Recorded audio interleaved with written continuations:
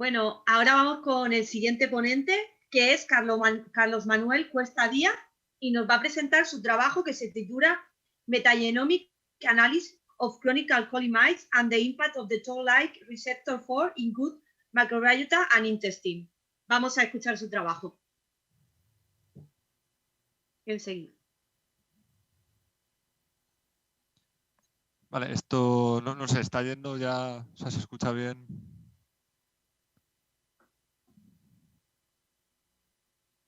Sí, se escucha bien. Vale, pues entonces comienzo ya. Bueno, primero agradecer a los organizadores el que hayan aceptado mi charla para presentar. A pesar de que el título está en inglés, la charla va a ser en castellano. Y bueno, soy Carlos Manuel Cuesta Díaz del CIF en Valencia, y sin más relación voy a empezar ya.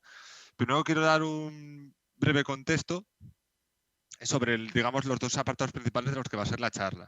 Primero es el etanol. Creo que de una forma u otra muchos en primera persona, conocemos los efectos negativos que tiene su consumo. En este caso me voy a centrar el efecto negativo que tiene el consumo crónico en cuanto a la inflamación. El etanol tiene la capacidad de activar el sistema innato inmune mediante receptores de dos formas. Por un lado estarían los internos, como son el TLR2 o el TLR4, que el TLR4 es nuestro receptor en cuestión, o los internos, como son el inflammasoma banal P3. La activación de estos receptores, junto con marcadores de daño celular o componentes oxidativos, desemboca en la activación de la ruta MAC-ERK y en la activación del factor nuclear kappa-B. Todo esto, bueno, comienza una cascada inflamatoria que desemboca en la inflamación. El otro contexto que voy a dar es lo que es la microbiota intestinal. Se trata de un complejo ecosistema con millones de células y cientos de especies que habitan en el interior del tracto digestivo de los mamíferos. Funcionan tanto según la especie como comensales o como simbiontes. Muchos de ellos tienen la capacidad de producir metabolitos que actúan sobre el hospedador, ya sea simplemente como desde un punto de vista nutricional o incluso con la capacidad de actuar sobre rutas metabólicas o la fisiología del individuo. ¿Qué pasa? Que con un consumo crónico de etanol se puede llegar a un estado de disbiosis. La disbiosis se considera que es cuando, uno, hay un descenso en la población de las bacterias con efectos beneficiosos, o dos, hay un incremento en la población de las bacterias con efectos negativos. Muchas veces la desbiosis ocurre con ambos puntos en conjunto. Las bacterias beneficiosas disminuyen y las perjudiciales se ven sobre representadas. En los casos más graves tenemos un segundo factor de riesgo, que es el leaky gut, que ocurre cuando, debido al consumo repetitivo de etanol en grandes cantidades, el moco de las paredes se vuelve más fluido, las uniones celulares se vuelven más lasas y el resultado es que el epitelio intestinal aumenta en permeabilidad. Este aumento en permeabilidad origina que tanto los productos metabólicos bacterianos como las propias bacterias tienen la capacidad de atravesar el epitelio y unirse al torrente sanguíneo. Entonces, partiendo de estos dos contextos que he dado, mi flujo de trabajo a lo largo fue este. Un momento que pongo el puntero. Vale. Nosotros hemos empezado con un grupo que al final resultó de 28 individuos divididos en 4 grupos, que son los wild type, con ratones con genotipo normal, tanto sin tratamiento como alcohólicos crónicos, en los que se aplicaba un tratamiento de etanol en el agua, y los TLR4 knockout, es decir, ratones carentes del receptor TLR4, tanto normales como también con el tratamiento alcohólico. A los 2 meses se les empezó a suministrar en el agua que ingerían el alcohol, y a los 3 meses se les sacrificó, cuando llevan ya 3 meses de cronificación. Entonces, de ellos hemos sacado tanto el tejido del colon, del que luego se hizo expresión génica para interpretar en qué estado se encontraban, como luego también el ADN bacteriano, del que cogimos específicamente la región V3-V4 del 16S, el RNA ribosomal. ¿Por qué escogimos esta región? Porque el V3 y el V4 son dos fragmentos hipervariables, es decir, las especies bacterianas lo tienen distinto. Es una región que tiene mucha mutabilidad evolutiva, pero se encuentran también bordeados por dos zonas constantes y una zona intermedia constante, es decir, todas las bacterias presentan esa zona del genoma y es prácticamente igual entre ellas. Entonces es muy fácil amplificarla en todas y al mismo tiempo te permite luego discernir las especies que son. Entonces, una vez amplificado y secuenciado ese fragmento que hemos extraído de las heces, hicimos los análisis y la taxonomía de las diferentes especies bacterianas que se encontraban en cada uno de los individuos. Entonces, ahora ya presentaré los resultados como tales. Bueno, hemos sacado una media de 30.000 lecturas por individuo, de las que después del filtrado, porque tuvimos que eliminar quimeras, lecturas que no eran correctas, nos quedamos con el 62,47%. Entonces, ¿qué resultados hemos obtenido? Por un lado, hicimos primero un análisis de la alfa diversidad. Eso lo hemos hecho a partir del índice de CHA1 y el índice de Shannon. El índice de CHA1 es puramente la diversidad como tal, te da una idea de la riqueza de especies que hay en un ecosistema, mientras que el índice de Shannon, aparte de tener en cuenta la riqueza de especies, tiene también en cuenta que haya una igualdad, es decir, que más o menos las especies se encuentren igual representadas. Lo que hemos obtenido, como podéis ver aquí un poco, es que TR4 no afecta a la riqueza de especies, no tienen por qué ser las mismas, pero sí hay más o menos la misma cantidad de especies. Sin embargo, el consumo de etanol causa una disminución de la biodiversidad, algo que además se vincula normalmente con estados de disbiosis. Eran resultados positivos para nosotros porque sí que se ha demostrado, estudios previos, que el consumo de etanol crónico causaba precisamente eso, un descenso de la biodiversidad. Lo siguiente que hicimos fue un Brain-NMDS. Si alguien no sabe lo que es, pero sabe lo que es un PCA, es muy similar. El objetivo es, en 2 dimensiones, establecer los diferentes, en nuestro caso, ecosistemas, por así decirlo, y ver cómo similares serán entre ellos. De hecho, el Brain-NMDS es un PCA más, digamos, dedicado a ecosistemas y ecología. Entonces, aquí podemos ver que hay, digamos, un clúster formado por los wild type y los wild type etanol, mientras que los knockout etanol y los knockout normales, los control, se veían más diferenciados. Digamos que en total nos salieron 3 clústeres. La interpretación que hemos sacado de aquí es que el genotipo tenía un factor más relevante para, digamos, alterar la microbiota que el consumo de alcohol. Entonces, entrando ya en la propia microbiota, aquí podemos ver los 4 grupos y los filos bacterianos. Los dominantes son Bacteroidetes y Firmicutes. Eso ocurre tanto en ratón como en humanos, es extrapolable. Y un dato curioso, algo que nos llama la atención, es que los TR4, a pesar de que los otros 3 grupos, el dominante era Bacteroidetes, los TR4 presentaban como filo dominante Firmicutes. De hecho, hicimos posteriormente el ratio Firmicutes-Bacteroidetes, que se suele aplicar mucho, por ejemplo, en humanos como marcador de obesidad o para riesgos o estados de disbiosis, y vimos que el etanol disminuye en los 2 casos, en los 2 grupos, el grupo Firmicutes, pero los knockout presentaban este filo mucho más aumentado. Como Firmicutes son gran positivas, mientras que Bacteroidetes son gran negativas, y el TLR4 es activado por el LPS, un componente bacteriano que solo se encuentra en las gran negativas y que además es un activador de la inflamación, de la cascada inflamatoria, pensamos que igual las gran negativas y las gran positivas entonces también se veían alteradas según los grupos. El resultado fue que no. Sí que es cierto que el etanol causa un aumento de las gran negativas, lo que como comenté antes es algo, valga la redundancia, negativo por el componente LPS que tiene una actividad inflamatoria.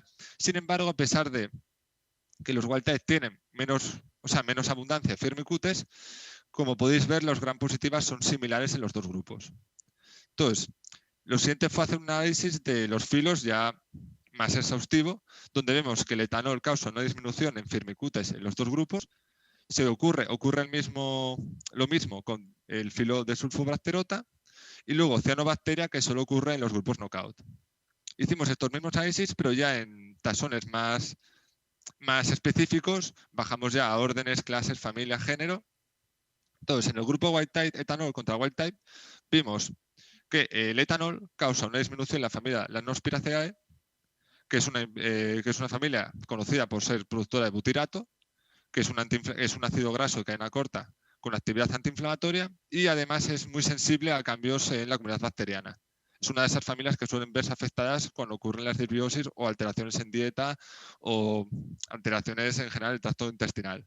Luego hubo un aumento en el orden y luego tuvimos un aumento en el orden bacteroidales, que es un orden con capacidad de fermentar el etanol y que se suele ver aumentado en estos casos. Es decir, aquí estos resultados fueron pues un poco lo que esperábamos. Hay ya diversos estudios previos que nos decían más o menos lo que vamos a encontrar.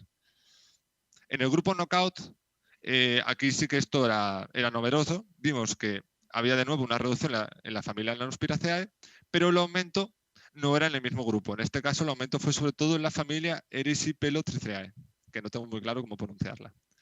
Vemos que sobre todo fue en los géneros Dubosiela y Faecilibaculum. Esta familia que he mencionado no está muy claro cuál es su función dentro del aparato digestivo, porque se ha visto que según el género o la especie que cojas, sus efectos son tanto anti como proinflamatorios, como inmunogénicos, como... Entonces, los estudios tendrían que ser más específicos a los grupos en concreto, alterados. Finalmente hicimos una comparación entre los wild type y los knockout.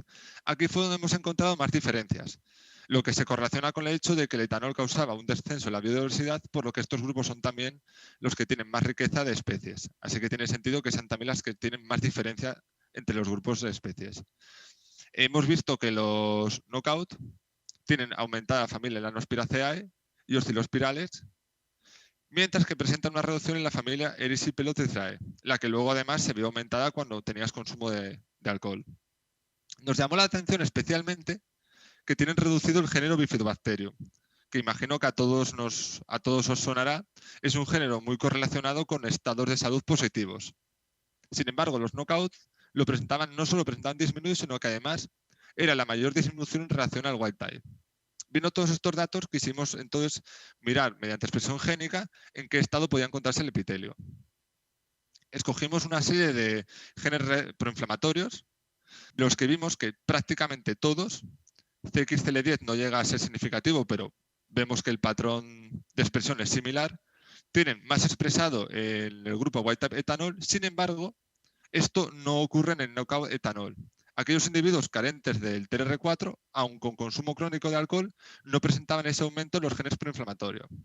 Como mi grupo tiene experiencia trabajando con microRNAs, hicimos también pruebas con microRNAs vinculados a la inflamación y vimos que se repetía el mismo patrón. Te quedan 2 o 3 minutos, ¿vale?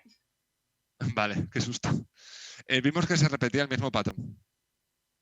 Entonces, hicimos también con genes relacionados con el estado del epitelio, donde la interleucina 1 es similar a los genes inflamatorios, presenta el mismo patrón. La caderina 1 muestra también un descenso en los knockout-etanol, pero menos marcado que los white-etanol. Y directamente el CFTR, que es el mismo gen que se encuentra mutado en la fibrosis cística, no tiene tampoco variación. Entonces, paso ya directamente a las conclusiones. Los individuos TLR4 knockout presentan una microbiota distinta a los wild type, aunque el etanol causa un descenso de biodiversidad en ambos grupos. Luego, los TLR4 se comportan distinto al consumo crónico de etanol y no presentan la inflamación intestinal equivalente a la wild type. Ya, como último resumen, una única frase, digamos, de conclusión de toda la charla, sería que la ausencia del receptor TR4 genera una microbiota distinta a la normal y un ambiente intestinal resistente a la inflamación asociado al consumo crónico de alcohol. Y gracias por su atención y espero no haberme pasado demasiado con el tiempo. No, no te preocupes, siempre lo decimos para que estéis atentos de cuándo va terminando, pero muy bien, muy interesante ver cómo se ve afectada por el alcohol la microbiota. Y tenemos por aquí un par de preguntas, ¿vale? En primer lugar, aquí te hacen una pregunta técnica. ¿El Braille MDS indica el porcentaje de variancia explicado de igual modo que un PCA normal? Yo te la pregunto así porque yo no tengo ni idea. Sí, a lo que se refiere. No te lo sé decir, esto lo llevé con un bioinformático. A ver, el Braille NMDS funciona distinto, es decir, no se basa en distancias euclidias. El Braille NMDS, la base que tiene es que lo que hace es compaginar unifica, digamos, en distintos rangos y luego lo que hace es una comparación entre esos rangos. De hecho, un NMDS no te da una única gráfica, sino que te da varias. Sí, por prueba y error te saca varias y escoge la que tiene menos estrés, es decir, la que él considera que es la más parecida a la multidimensional original. Entonces, si te da diferencias numéricas con otros, yo imagino que sí, no te lo puedo asegurar fijo, pero yo imagino que sí porque no deja de basarse en que coloca los puntos, no pone por cercanía de similitud, sino que lo que hace es que coloca directamente los individuos en el plano y luego lo que hace es que cuanto menos diferentes son, más se encuentran parecidos. Entonces sí que yo imagino que puedes medir esa distancia, pero no es el mismo funcionamiento que el PCA. Él lo que hace es colocarlos en el mapa y que luego tú interpretes la estancia dentro del mapa, pero él de por sí no tiene en cuenta, él cuando coloca un individuo no tiene en cuenta los demás individuos colocados, que es algo que el PCA sí que hace. Perfecto. No creo que haya sido muy claro, pero no es exactamente. No, imagino que yo que no entiendo de bioinformática, me suena chino, pero imagino que quien le haya preguntado la habrá aclarado. Por lo menos el trabajo sí que se ha entendido muy bien. Y aquí tengo otra pregunta que es más bien una curiosidad. Por aquí nos dicen, me parece muy curioso, ¿cómo le dais el alcohol a los ratones? Gracias. Pues ahí hay distintas formas de hacerlo. Sé que hay un protocolo que se basa en suministrarlo en la comida, pero es lo que llaman la dieta líquida. Nosotros lo que hacemos es en el agua. Nuestros ratones llevan el 10% del agua que les suministramos es directamente alcohol. O sea, su agua de la dieta normal es 90% agua, 10% alcohol. Entonces, así nos aseguramos de que siempre que beban, automáticamente están ingiriendo ese alcohol de forma crónica. Es una forma de mantenerlo constante. Vale. Hicimos en su momento pruebas cuando iniciamos este protocolo para asegurarnos de que no había pérdidas de peso ni alteraciones en la salud y no hemos apreciado nada de eso. Entonces suponemos que son simplemente pues como el alcohólico del pueblo. Sí, como el que se toma por la mañana los vinos y no se va hasta la tarde a casa. El típico anciano que funciona con el carajillo de la mañana. Exactamente. Muy bien, muchas gracias, muy interesante. Muchas gracias por tu presentación. A vosotros. Y nada, mucha suerte con el premio. Bueno, vamos con el siguiente.